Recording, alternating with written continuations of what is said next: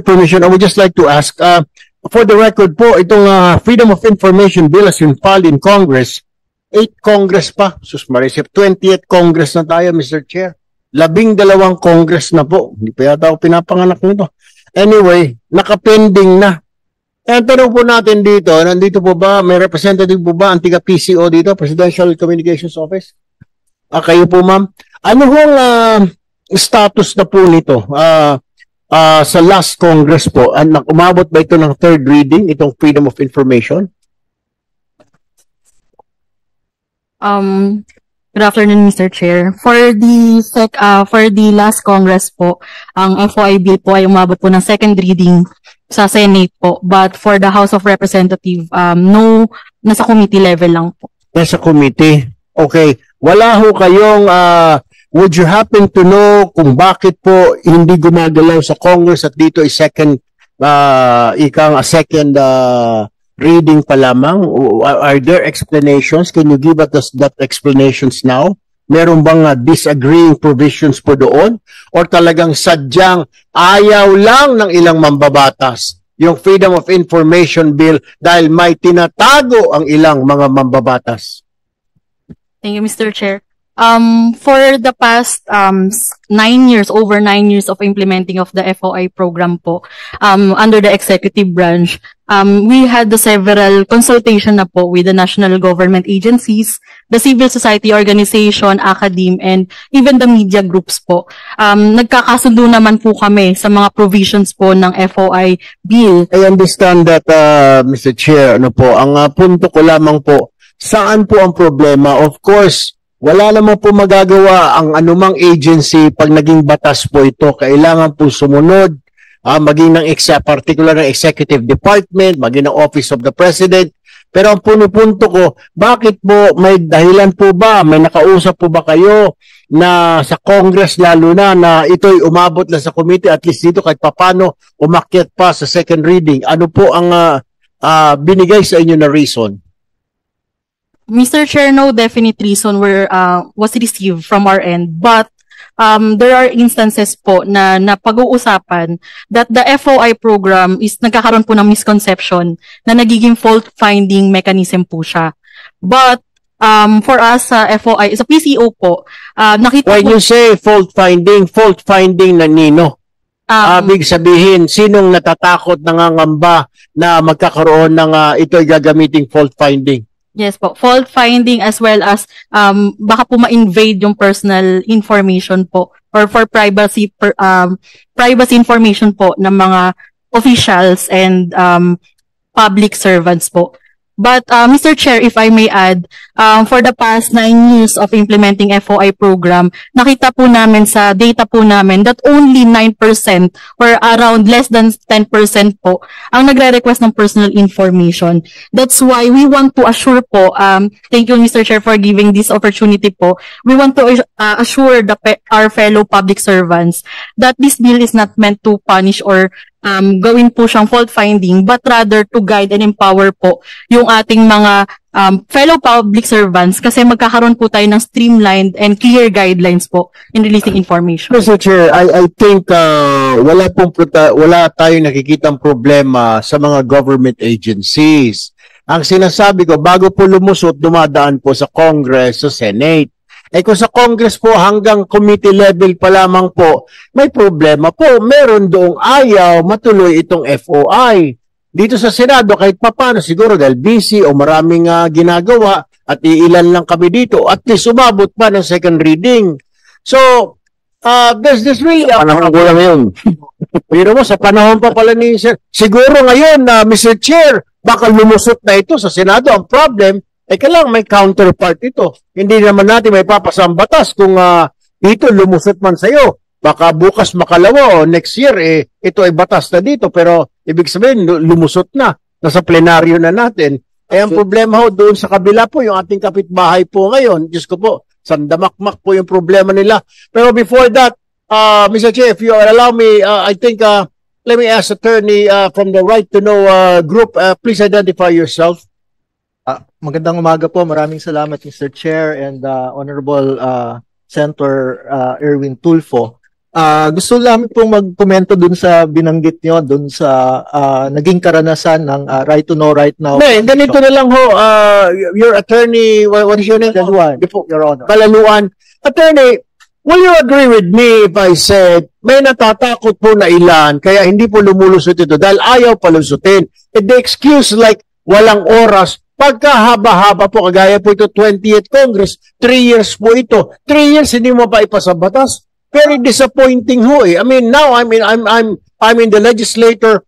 Kung gugustuhin, talagang may pamamaraan. What is your opinion on this? Am I right in the way I look at it na talagang ayaw lang palusutin sa Congress, ayaw lang, well, dito sa Senado, umabot sa second reading, pero sa Congress hanggang committee level lang. What are your thoughts on this? Tama po ang inyong tinuran, Senator Tulfo. Sa katunayan, nung pong 14th Congress ay yun ang pinakamahabang, nung 2010, ang pinakamahabang inabot nitong panukalang batas na ito. Nagkaroon na po ng bicameral conference committee report noon at naratipikahan po yan dito sa mataas na kapulungan, subalit hindi binigyang daan ang ratifikasyon sa lower house. At sinubok pa uli namin after that, nung panahon ni Pangulong Aquino at nung 15th and 16th at nung makita namin na talagang kagaya ng sinabi ninyo ay kung may gusto ay may paraan at kung ayaw ay may paraan din, ay itinuring na po naming patay o namayapa na ang FOI bill sa Kongreso. At isa pong bagay dyan ay nakikita namin na wala talagang political will na ipasa ito. Subalit gayon pa man ay nananatili po kaming bukas kung magkakaroon ng seryosong pagtutulak dito, Your Honor. Pero binaling po namin ang aming atensyon dun sa tinatawag naming FOI practice using the constitutional guarantee to exercise our right. Pero kayo rin po ay mayroong karanasan, even as senators, even as media person, even the committee, ay in the absence of matibay na batas, ay kahit kayo ay nahihirapang kumuha. Sa po ba kayo, Attorney Balaluan, na naglalabi para may pasa ito sa Congress? Tama po, Mr. Chair. Did you ever try to approach yung minority po dun sa Congress? Have you tried talking to the minority? Kasi we know naman po ang minority, karamihan po dyan mga nasa opposition. Have you tried approaching them and talking to them? Lalo na po ngayon, medyo marami-rami po sila. Have you tried talking to them? Natulungan kayo para mailusot dahil dito po sa amin, katabi ko na po itong chairman natin, ay kayang-kaya po ni chairman, dahil wala naman tinatago si chairman dito, wala siyang pakialam, lumusot dito yan. Ang problema natin doon sa kabila. So, nilapitan niyo ba o lalapitan niyo ba yung ikang minority doon sa Kongreso para tulungan po kayo? 1998 pa po nung nag-umpisa ang kampanyang ito ng Right to Know Right Now Coalition, yun pong aking anak ay may asawa na.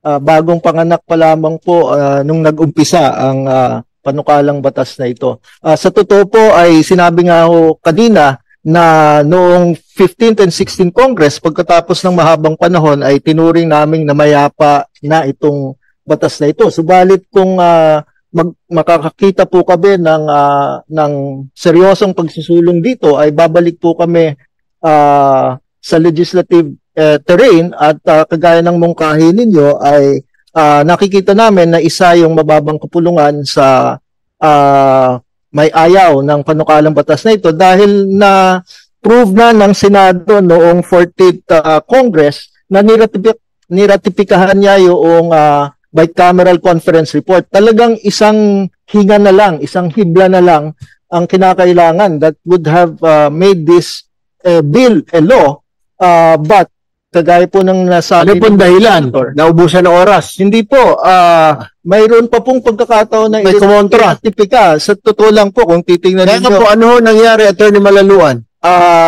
Hindi po itinable. In fact, nung makapangit, kaya hindi po natin hindi po.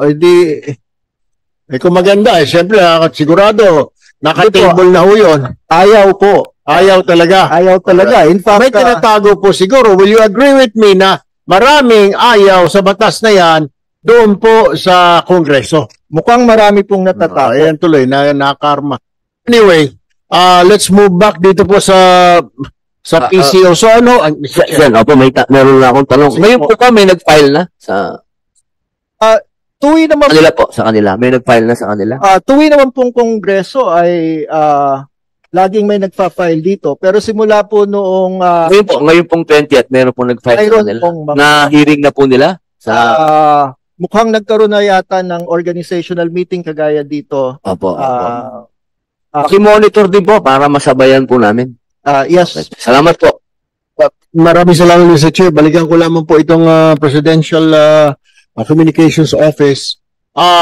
Siguro po, pwede ho ninyo iparating na po siguro sa palasyo. Kailangan po ng tulong siguro ng Pangulo na konting itulak din po, di po ba? Kasi kung wala pong mandato sa taas, usually alam ho natin yan, magtutulog ho yung mga batas po natin. Lalo pat kung hindi po gagawing priority bill po ng Pangulo yan, pero pag yan ho, sasabihin ng Pangulo na gawing isama sa LEDAC, papasa ho yan. Kailangan lang ho natin ng tulong. Siyempre, hindi naman natin ni Mr. Che kontrolado ang Congress. Pero dito, wala hong problema. Wala naman ho tayong tinatago. Mr. Chairman, tinatago na ito. Yung kanyang mga gandang lalaki, yun ang tinatago. Pero yung mga other than that, lalo ho tayo. Wala rin ho tayong tinatago. So, ang mga punto ko lamang po rin siguro, kailangan po natin siguro na ma-inform din. Ano po, ang palasyo na kailangan po ng tulong at tulak po siguro para maipush na po dito. Diyos ko po, 1987. Kasi Diyos ko po, kasi yung tanda na ito, kasama na pala ito, Panginoon ko. Anyway, Mr. Chair, I have another thing, Mr. Chair, na I want to raise po. Ito po ay matagal na rin, pero hindi ko alam kung saan po, pero I'm sure hindi po ito sa iyong komite. Babanggit ko lang, total, we're talking, ikaw naman ay public information and mass media. Meron po kasing request po mga kapatid natin sa media, and I'm sure the National Press Club and KBP will agree with me. Yung mga media man, Mr. Chair, wala po dito yung yung PIDEA. Pero I think pati PNP meron ito na nakalagay doon sa ang media man pag nakasama sa coverage, pag nag-raid ng mga drug den, mga drug lord, pwersado sila dahil sa batas, testigo. Sila ang tatayong testigo at ituturo nila yung drug lord. Opo, nakita ko po yung drug lord na yan. Nang kinakabahan po ang mga media, wala naman ho silang armas. Wala rin po sila, Mr. Chair, proteksyon na nakukuha mula sa PIDEA o sa PNP. Kaya nga po pakiusap sana nila na kung maalis yung section na yun na isama ang media bilang testigo, Mr. Chair. May I go back to General Maralag? Do you have that dito po sa dangerous drugs law natin na kasama ang media pwersado? Pag sila ay kasama sa raid, cameraman, reporter, pati driver, kasamang tumistigo, tatanong, haharap doon sa nahuling drug lord, sasabihin, opo, kasama po kami ng PNP. Kinakabahan mo sila, wala po silang proteksyon. Kaya po matanong ko, General Maralag, yan po ba ay, because yan ay nasa batas po, tama po ba yon? Ang pagkaintindi ko na pwersadong isama ang mga media men and women kasama na yung kanilang crew pag nag-raid po kayo at maging testigo sa korte. Your Honor, Mr. Chair, actually po, it's mandatory po, nasa 9165 ng Section 21 po. So, yun ang sinasabi ko, Nasa Mr. batas Chair. Nasa batas po yun, 9165. Siguro nga po, well, this is not the proper committee. I was just raising this to your attention, Mr. Chair, bilang chairman ng Public Information Mass Media. Kawawa din po kasi ang media natin na wala namang pong proteksyon. Mabuti ho sana kung bibigyan ng bulletproof vest, helmet, or kaya security, bodyguard, wala po. So, ito po yung mga problema. Mabalik po tayo dito sa National Press Club. Do you see the same problem? Natatanggap niyo po ba yan bilang Pangulo po National Press Club, Mr. Chair? Yes po, Mr. Chair. Ang ano po natin dyan, when the law was created, matagal na po yun. Wala pa po tayong batas dun sa body camera ngayon. Meron na po tayo ngayon. So I've talked with other provincial commanders during my regional organization ng NPC. sila mismo po ayaw na ng ganun kasi kumbaga sagutin pa nila yan eh. Imbis na makapag-concentrate sila